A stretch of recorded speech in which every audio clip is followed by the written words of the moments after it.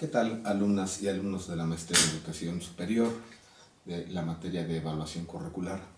En esta nuestra segunda sesión de nuestro programa de estudios vamos a revisar los tipos de currículum que existen y cómo son susceptibles cada uno de estos de ser evaluados. Vamos a ver en primer lugar tres tipos de currículum: el currículum formal, el currículum real y el currículum oculto. Posteriormente desglosaremos lo que cada uno de ellos nos está señalando, lo que corresponde al formal, al real o currículum vivido y al currículum oculto. Finalmente vamos a revisar también qué elementos tendríamos que considerar para lograr la evaluación de estos tres tipos de currículum. Quisiera empezar por señalar que, como lo comentamos en nuestra sesión anterior, hay tantas definiciones de currículum como personas que lo han definido. Es decir, el currículum como una experiencia de aprendizaje sobre la cual se establece el proceso de formación de una persona puede tener una cantidad muy amplia de acepciones. Sin embargo, hay algunas definiciones que resultan muy puntuales y que además nos permiten visualizar desde una óptica técnica y científica muy amplia lo que estamos estudiando. Podríamos señalar y apegarnos a algunas definiciones como la que señala un autor denominado Mauritz en 1967, que señala que el currículum es una serie estructurada de resultados del aprendizaje esperado. Es decir, para este autor, el currículum no es más que el producto del aprendizaje, la manera en la que el producto del aprendizaje se presenta. Sin embargo, también hay algunas otras acepciones o definiciones de currículum, como aquella que lo señala que el currículum es una tentativa para comunicar los principios y rasgos esenciales de un proceso o un propósito educativo. Es decir, de manera que esta definición de currículum puede permanecer abierta a la modificación y cómo esta pretensión que el diseñador curricular tiene en la mente puede llevarse a la práctica. Hay algunas otras definiciones muy interesantes, por ejemplo la que nos habla de que el currículum es la síntesis de los elementos culturales, incluidos los conocimientos, valores, costumbres, creencias y hábitos que conforman una propuesta política educativa, pensada e impulsada por diferentes sectores sociales cuyos intereses pueden ser diversos o contradictorios. Sin embargo, el currículum es una construcción social. Así lo definen estos autores. Ya en la sesión anterior habíamos comentado que tendríamos que concebir el currículum como un proceso integral de formación. Hacíamos alguna similitud con algún juego, algún ejercicio de práctica que el currículum nos puede presentar. Hoy me gustaría señalar, particularmente para lograr la identificación de estos dos tipos de currículum, lo que significa el currículum formal y el currículum real. Voy a leer algunas definiciones que seguramente estarán ustedes considerando y que además en el reporte de lectura que les estaré solicitando como actividad integradora de esta segunda sesión podrán ustedes referirse en el documento que para tal efecto les he proporcionado y tendrán mayores elementos para poderlo retomar. El currículum formal explicita el saber cultural a transmitirse con la formulación, codificación, elaboración correspondiente a una intención didáctica. Mientras que el currículum real, por otro lado, se refiere al conjunto de tareas y actividades que se supone originan los aprendizajes. De esta manera, el currículum real es una traducción práctica del currículum formal. Pero hay más que esto. El currículum formal, en una estricta retórica de lo que hemos venido manejando, constituye el documento, es decir, la descripción de cada una de las actividades, procesos y condiciones que el sujeto de aprendizaje está llevando a cabo. Es decir, el currículum formal se puede encontrar en un documento que de manera explícita señala la forma en la que está organizado en el tiempo, los objetivos de enseñanza o aprendizaje, los contenidos, principios y procesos metodológicos e incluso los procesos de evaluación de ese conocimiento. Es decir, el currículum formal es un documento, el currículum formal es algo que existe y que es palpable. Es decir, son todas aquellas condiciones que están contenidas en diferentes instrumentos, pueden ser impresos, tecnológicos, pero que nos llevan de la mano para entender lo que está pasando. Veámoslo de esta manera. Si estuviéramos desarrollando un proceso de diseño curricular para una carrera de medicina, tendríamos que señalar puntualmente cuántas materias constituyen el tronco básico, cuántas el tronco especializado, cuántas el tronco de formación integral de los médicos. a este conjunto de asignaturas tendremos que asignarles un tiempo, un orden, un momento, un valor, una serie de prácticas, una serie de competencias a desarrollar, y todo esto plasmado en un documento que por lo general es un conjunto de fichas, de documentos, de líneas de tiempo bastante amplio. Eso es el currículum formal, es decir, aquello en lo que establecemos lo que nosotros como diseñadores curriculares concebimos que se va a tener que hacer.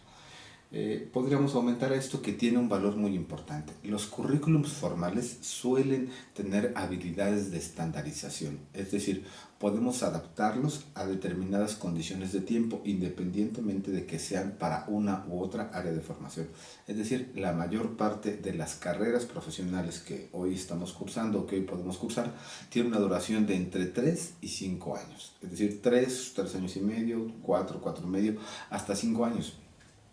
¿Por qué? Porque están estandarizadas más o menos a 5.500 horas clase. Es decir, hay una estandarización que señala que para adquirir el rango de licenciatura, bajo cualquier área de conocimiento, se requiere un número determinado de horas clase.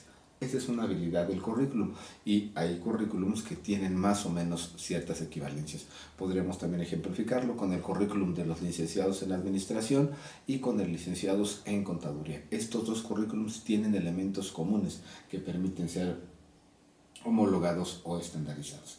Es decir, si nosotros revisamos lo que es el currículum en estricto sentido, de manera formal, nos vamos a dar cuenta que es un conjunto de documentos y que además tiene ciertas condiciones muy importantes. Pero el currículum formal es entendido como esto que acabamos de concebir, como un documento, un ejercicio práctico, técnico, científico que nos lleva a la elaboración de un instrumento palpable. Tiene ciertas condiciones. Es mucho más fácil de evaluar. Ahorita veremos cuando pasamos al currículum real por qué el currículum de naturaleza real es difícil de evaluar, pero el currículum formal es muy fácil de evaluar. Es decir, cuando ustedes revisan lo que tiene que hacerse para evaluar un currículum, es muy simple. Difícilmente podemos llegar desde la perspectiva de los evaluadores a conocer ciertas cosas que el documento no nos presenta. Por el contrario, cuando se nos presenta un documento para hacer una evaluación, tenemos elementos objetivos y tangibles que pueden ser considerados en la evaluación. Algunos de estos elementos son la fundamentación de la carrera profesional, es decir, cuando buscamos cuál es la razón de ser de determinado perfil, qué necesidad social se está satisfaciendo con esa carrera, qué expectativa laboral se está buscando, es decir, en la fundamentación de la existencia de una carrera. La determinación del perfil profesional. Aquí creo que lo han analizado en su materia de diseño curricular. ¿Qué es lo que va a saber el profesional que egresa de este currículum que estoy revisando? Regresando al caso de la medicina, imaginemos que estamos formando licenciados en medicina con especialidad en salud pública. ¿Qué tiene que saber un licenciado en medicina con la especialidad o con el énfasis en la salud pública? ¿Será tan importante que conozca la fisiología, la anatomía del ojo? ¿O por el contrario, deberá tener conocimientos de sociología, de pedagogía, incluso de psicología social para poder entender lo que está pasando? Si es un licenciado en salud pública, un licenciado en medicina con énfasis en salud pública. Esos perfiles son revisables y son determinables al momento de evaluar el currículum formal. Podríamos revisar que la manera en la que están integradas tanto las asignaturas como los contenidos pedagógicos no corresponden a la finalidad, y eso es visible solamente en un documento. Otro aspecto de evaluar en el currículum formal es la organización y estructuración curricular. Es decir, existen agrupaciones de las materias por áreas de conocimiento, existen agrupaciones de las materias por grado de complejidad, o existen grupos de materias por grado de tiempo que demandan cada una. Se van intercalando estas demandas del alumno, se van intercalando las demandas sociales, en qué momento cumplen el servicio social, dónde lo cumplen, qué se procura para ellos, cuáles son los requisitos que para el cumplimiento de una práctica, de un servicio social, están plasmados en el currículum, qué se espera que haga el alumno en la calle, qué se espera que haga el alumno en el sector público o privado. Eso es fácilmente ubicable dentro de un documento denominado currículum. Y finalmente otro elemento importante es la forma en la que se da evaluación continua a este currículum. Cada cuánto se retroalimenta con la información de los egresados lo que está sucediendo. Cada cuánto los egresados son capaces de revertir y de devolver a su escuela una información que les señale que en el campo no están demandándoles actividades que su escuela no les proporcionó. Es decir, esto es fácilmente medible y revisable en el documento de currículum. Afortunadamente este tipo de evaluaciones es a la que más se recurre en la educación superior y la verdad es que tiene un interés muy interesante. Tiene una manera de revisar la coherencia del currículum entre lo interno y lo externo, es decir, entre lo que estamos plasmando en el documento y lo que estamos reflejando hacia la sociedad. Es muy interesante porque para muchas de estas cosas existen estándares, niveles de medición, cánones que hay que cumplir y la mayor parte de las evaluaciones curriculares al currículum formal que se realizan tienen que ver con el cumplimiento de ciertos estándares, incluso de calidad. La evaluación de la calidad de los programas educativos o de las instituciones tiende mucho o aterriza mucho en la evaluación que se haga del currículum formal. Quiero recapitular aquí un poco lo que es el currículum formal y cómo este se evalúa para poder dar paso a lo siguiente. Entonces, entendemos que hay varios tipos de currículum para la clasificación que en este momento estamos considerando: el currículum formal, el currículum real y el currículum oculto. Para revisar el currículum formal lo podemos entender como un conjunto de documentos que esquematiza y materializa los objetivos, asignaturas, condiciones, perfiles y resultados esperados de un proceso de formación. Es decir, es un documento que formaliza todo esto de lo que hemos estado hablando. Para evaluar este currículum formal podemos recurrir, entre muchas otras cosas y entre muchos otros aspectos, también dependiendo de qué sea lo que estemos buscando con nuestra evaluación: la fundamentación de la carrera profesional, la adecuada determinación del perfil profesional, la organización y estructuración curricular y finalmente la manera en la que se evalúa periódica o recurrentemente el currículum. Así nos damos cuenta que esta forma de evaluación de currículum es la más recurrente cuando hablamos de evaluaciones de calidad. Pero hay algo más. Vamos a pasar entonces al currículum real o currículum vivido, perdón. Es este currículum que nos lleva a entender la realidad de manera diferente. Por eso se denomina currículum real. Todo aquello que está plasmado en el documento, cómo es que se llevó a cabo en la vida real. Cómo eso que estaba plasmado en el documento, hoy los alumnos lo están viviendo, y creo que tenemos muchos elementos para poder fijar el conocimiento y la pretensión que tengo sobre este punto con ustedes. Alguna definición de currículum real la señala o lo describe como que es la puesta en práctica del currículum formal, con las inevitables y además necesarias modificaciones que requiere la contrastación y el ajuste entre el plan curricular y la realidad del aula. ¿Qué quiere decir esto? Bueno, pues que el currículum formal de la licenciatura en medicina, para no desviarnos del ejemplo, contempla que los alumnos tengan que realizar prácticas sobre cuerpos inertes, sobre cadáveres, 4 veces a la semana, en la materia de anatomía, fisiología y higiene. Así lo establece el plan, y el plan, como parte integrante del currículum, considera que se tendrán que realizar 5 prácticas durante cada sesión.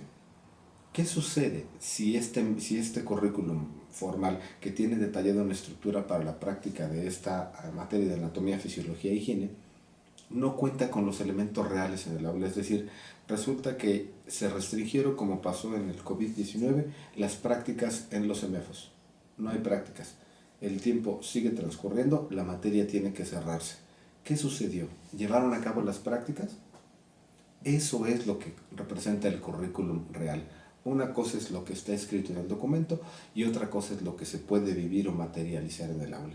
Y aquí hablé de un imponderable. Sin embargo, vamos a casos más prácticos y vamos descendiendo un poco en la escala de la educación. ¿Qué ha sucedido? Y seguramente todos lo recordarán, cuando se iniciaron programas para dotar de computadoras a todas las escuelas.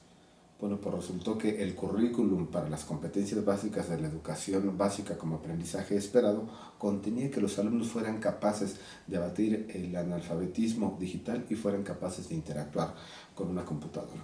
Eso decía el currículum, y habrá alumnos y alumnas que lo lograron, pero resulta que a la hora de llevar esta formalidad a la realidad, en la escuela donde se instalaron las computadoras, la luz o la carga eléctrica no era suficiente para darle suficiente voltaje a los equipos, y por lo tanto estuvieron apagados el 70% del tiempo de las sesiones.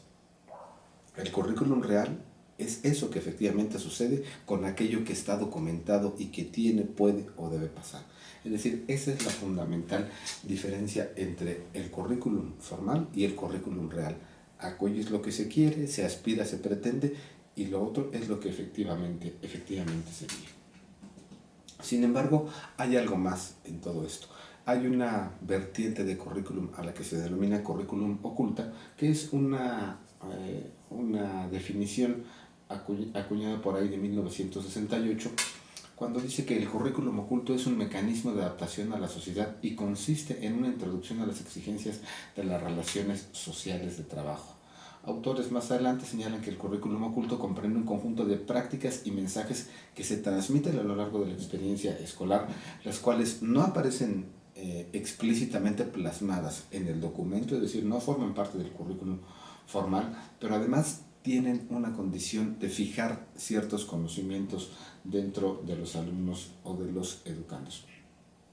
También se habla de que el currículum oculto es el conjunto de normas y valores que son implícitamente pero eficazmente enseñados en las instituciones escolares y de las que no se acostumbra a hablar en las declaraciones finales de los objetivos. Y aquí vamos a ver varias cosas interesantes para entender cómo podríamos evaluar el currículum oculto.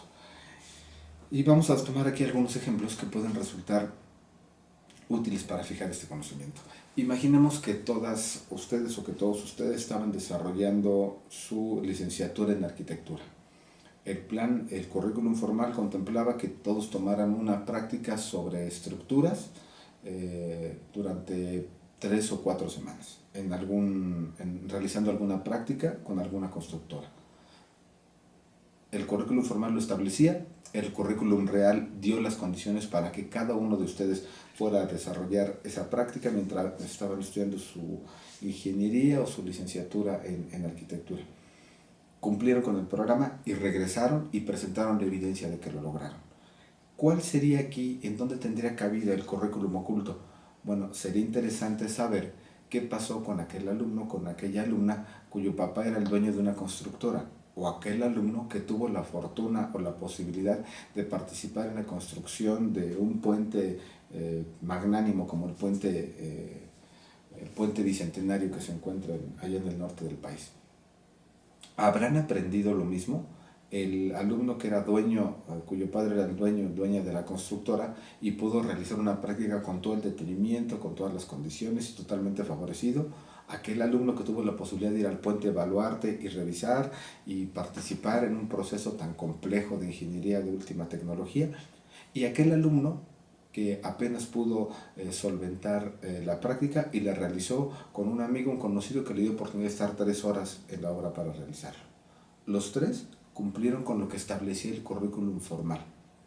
En la realidad lo vivieron de manera diferente, pero cumplieron con materializar aquello que el currículum formal les exigía. Y hablamos ahora del currículum oculto. ¿Tendrán la misma experiencia de formación cualquiera de estos 3 alumnos? ¿Habrán aprendido algo más que fue mucho más allá de la simple experiencia de la práctica en la materia o en la asignatura de estructuras? Yo considero que sí. En eso consiste el currículum oculto, en aquellas cosas que no se pueden documentar, que muchas veces tampoco se pueden calificar en el estricto sentido de una evaluación numérica, pero que sin embargo van desarrollando y plasmando en cada uno de los alumnos una experiencia de aprendizaje que ayuda a fijar o a rechazar cierto conocimiento. Yéndonos un poco a otra parte de estos ejemplos para poder ir cerrando nuestra charla del día de hoy, les diría que el currículum oculto es muchas veces aquello que define la vocación del estudiante. Si regresamos, ya pasamos por los médicos, pasamos ahora por los ingenieros, vamos a los abogados.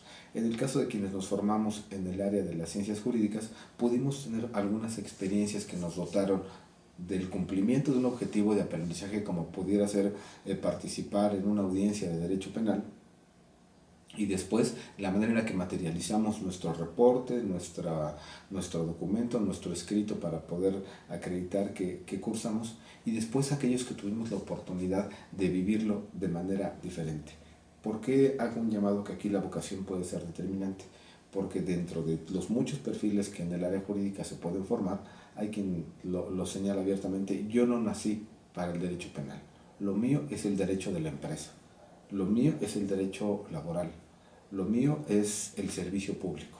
Es decir, la experiencia de cada uno, a pesar de que formalmente todos la cumplen para graduarse como licenciados en Derecho y posteriormente tratan de vivirla de manera diferente, la experiencia que a cada uno de los que estudian una carrera con la formación jurídica vayan teniendo, va definiendo la vocación o el enfoque del desarrollo de la carrera. Entonces, con estos elementos creo que queda muy claro cuál es la manera en la que el currículum, visto desde esta triple lente de formalidad, realidad e incluso aquello que no resulta tan evidente, puede estar sujeto a la evaluación. Para evaluar el currículum formal hay instrumentos, mecanismos, vías de estandarización que favorecen o facilitan el que esto se pueda dar. Para evaluar el currículum real tendríamos que ir más allá. Es decir, no alcanza el documentar el currículum, sino tendríamos que documentar la experiencia. Y para documentar la experiencia de currículum que se han tenido, tendríamos que bajarnos a un escalón más, es decir, acercarnos un poco más a la institución, a los alumnos, a la práctica docente, para conocer cómo es que se está materializando aquello que en el papel nosotros tenemos documentado. ¿Qué tendríamos que estar evaluando de esto? Entonces sí, quizá condiciones de infraestructura, condiciones de capacitación y formación de los docentes, perfiles de ingreso de los alumnos, formación para el desarrollo integral de los alumnos y los docentes. Es decir, aquellas cosas que pudiesen servir para identificar que lo que está plasmado no se lleva a cabo en la vida real por cualquiera de estas 5 o 6 condiciones que les acabo de mencionar. Pero para evaluar entonces el currículum oculto, ¿qué tendríamos que hacer? Tendríamos que focalizarnos todavía un escalón más abajo y empezar a analizar caso por caso, institución por institución y, si fuese necesario, alumno por alumno. Solamente para dejar claro cuál es el alcance del currículum oculto, les dejaría ahí como una tarea no evaluable, que cada uno de ustedes platicara con alguno de sus compañeros que han cursado esta maestría que ustedes tienen y les pregunten cómo llevaron a cabo su proceso de realización de su conclusión de estudios. Es decir, preguntarle cómo te sentiste con tu maestría en educación superior si decidiste tomar la línea. Y verán que cada uno y cada una de ellas nos da una experiencia diferente. A pesar de que pudiéramos tener sus 2 expedientes y todos tuvieran promedio de 9, promedio de 10, la experiencia vivida en cada uno de ellos seguramente fue diferente. Particularmente en el caso de los estudios en línea, pues ahora la tecnología, las condiciones pues de casa favorecen o dificultan el desarrollo de la actividad académica cotidiana. ¿Cómo lo han vivido?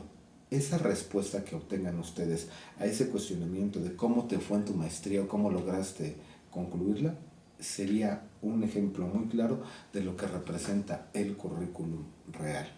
Eso es lo que habría que evaluar casos por casos. Yo les estaré compartiendo, si ustedes así lo consideran, el documento con el que me va a hacer para desarrollar esta sesión de video y uno más para que desarrollen su reporte de lectura, que contiene definiciones mucho más técnicas y que seguramente favorecerán que se pueda fijar en su intelecto el aprendizaje de esta sesión. Yo estaré atento de cualquier comentario. Les agradezco y reconozco algunas de las respuestas del foro de la semana anterior, respuestas que fueron algunas muy puntuales, algunas que fueron un poco más ambiguas, pero sin embargo creo que en todos, a excepción de un par de casos, todo el mundo captó la idea de poder analizar que evaluar el currículum representará en lo sucesivo una tarea cotidiana, en tanto la sociedad no acabe de adaptarse a esta nueva manera de desarrollar la formación de las personas. pues yo les agradezco mucho su atención, su tiempo y el valor de su preferencia para estar manteniéndose estudiando en la Universidad de UEM, y nos vemos en este ejercicio la siguiente semana. Que tengan excelente semana. Muchas gracias.